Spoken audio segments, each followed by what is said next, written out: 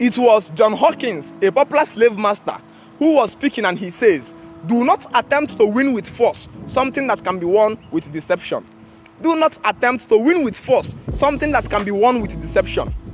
The big difference between an armed robber and the Yahoo boy is that an armed robber uses gun and force to steal people's money from them illegally. But the Yahoo boy does not have a gun, but through his deceptive ways, he's persuading and convincing the people to use their own hand and send their money to him. So why the society will be looking for armed robbers to burn them alive? Nobody is looking for Yahoo boy to burn him alive because he has modernized his own system of stealing. And the society is not even seeing the graving impact of this Yahoo boy, because why an armed robber will kill one person and be running away for his life? A Yahoo boy is busy there recruiting and converting the whole community into thieves by providing justification to them for stealing. The olden slavery that happened in Africa and the current Christianity happening in Africa today are in the same exact similitude. In the olden days slavery, slaves were controlled with whip, guns, machete, force, energy. You must obey or you die. But today, the slavery has been modernized into Christianity. And that was why the first thing the Christendom preaches to you is that you must be born again. You must be born again means you must return to the template of a child, because only child accepts information without verification. Only children does not contemplate knowledge. For them to inculcate all type of information they want you to accept, you must return to the template of a child. But the proof of awakening is maturity, because the goal of life is not to keep you a permanent infant. The goal of life is for you to grow. So the first thing we come to preach to African youth is refuse to be born again. You must grow. Come to maturity. The goal of life is not to keep you a permanent infant. 2, they tell you to come and surrender your life. The same way they tell the olden slaves those days, you must surrender your life to your master. You must surrender your life with force, gun and machete. Christians has modernized that system to tell you willingly now by your own self, make up your mind to surrender your life to your master.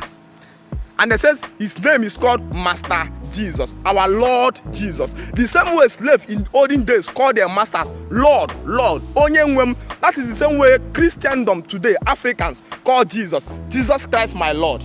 I've given my life to Jesus my Lord. The same way slaves in those days give their own life to their master, their Lord. That is the same way Christendom today have modernized a system whereby Africans willingly by their own self give their life to their master, their Lord. What then is slavery if not that somebody in Africa today works from Monday to Sunday and then divide his earnings into 10 and take 1% to Roman Catholic Church, to England Presbyterian Church? Because what then is slavery if not that you are working and doing account for another man? Because the God of the Christendom is a mathematician who stays there to calculate your weekly earning, divide it into 10, and he's waiting for you to bring 1%. We are shouting and we are crying and we are desperately agitating for liberation of African mind, because this has trapped African in perpetual poverty for ages now.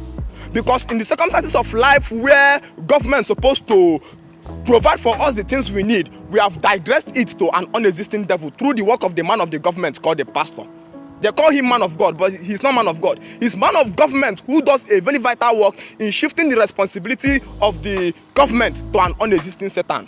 And as a result of this, Nigerian youth today graduate in the university and then goes to churches built with billions of naira to go and pray for job opportunity. Nigeria have the 3 biggest auditorium in the whole world. 1 is Winners Chapel, 2 is Dunamis, and 3 is Salvation. This is the biggest 3 auditorium in the whole world wide. And African youth still goes to this church built with multi-billion naira to go and pray for job opportunities. There are many African youths today whose parents are sick, but when you search your financial horizon and you discover that this thing, your financial pocket is not salvaging the medical requirements to treat them, you by your own self, you choose to watch them die, and you call it the name of the will of God. So Africans have pushed the responsibility of the government to an unexisting devil and unexisting God. And as a result of this slavery system, Africans' progress have dwindled greatly. We keep on dying on road accidents every day, and Christians are there programming us that there are people sending accidents for us, whereas it was the irresponsibility of the government to build the road to a standard that every person can walk on it comfortably and conveniently. So we lose lives every day. So youth enter into kidnapping, all kind of evil every day because of lack of job, because hunger is the best root of all evils. A hungry man can be used to actualize or perpetuate any type of criminality. So there is no man today in Africa who is not poor. Everybody in Africa today is poor. Because poverty is a state of lack, a state of indeficiency. When you have money and you cannot work freely in your village, you risk the freedom of movement to move freely in your own village without security. You are poor because you are still in a state of lack.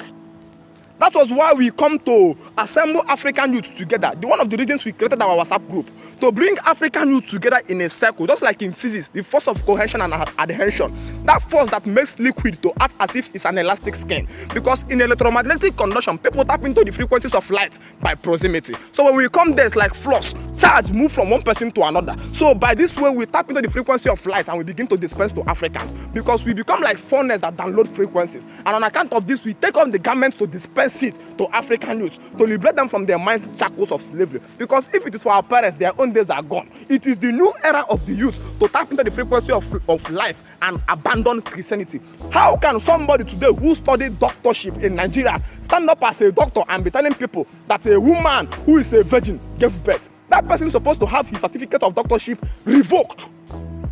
We have mentored animals in form of our education graduates. Somebody who studies astronomy, geology, telling the world that the world was created in 7 good days. Astronaut student, a geology student, who's supposed to be telling the world how planets exist in this. You see, we have lost our standard because we mingled faith with education, and faith don't mix with science. When faith comes, people accept without verification. When science comes, people accept with fact and logic. That's why we are clamoring for us to have a studio where we can be using to dispense this information. Because if we have a studio, the information will be packaged both for the rich and the poor to listen. There are people that need to gravitate to this message because Africans must resonate to the frequencies of this awakening and light. Somebody somewhere believed to that I'm talking to you that people began to build structures in Genesis chapter 4. Some people began to build structures to touch the sky called Tower of Babel. Whereas as a scientist, you have been mentored to know that there are points in this sky where you will no longer see oxygen. The highest or the biggest structure in the world today is Mount Everest. And once you get to Mount Everest, you have 3 hours to stay at the top of Mount Everest and you will die of cold. The structure, did it pass Mount Everest? Why did they still have received oxygen there? There are places where you don't see oxygen in this sky, but a human being believes that Tower of Babel were building structures to touch heaven. Which type of animals do we have in Africa today? Because slavery has been modernized into Christianity. People today, by their own self, divide their wealth into 10. Take one to Roman Catholic Church of England, of Rome.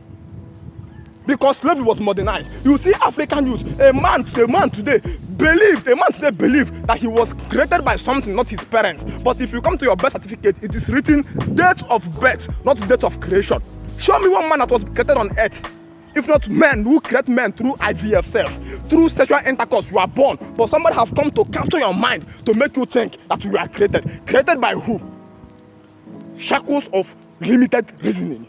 We have mentored ridiculous graduates. People no longer talk based on the excellency of knowledge. People talk because they believe. Because in belief is the replacement of understanding. Belief is the replacement of continuity. Belief is opposite of truth because truth is built on logic. We must return to the template of telling our people to come back to knowledge and science, that the world is metamorphosing, building life, and Africans is anticipating rapture.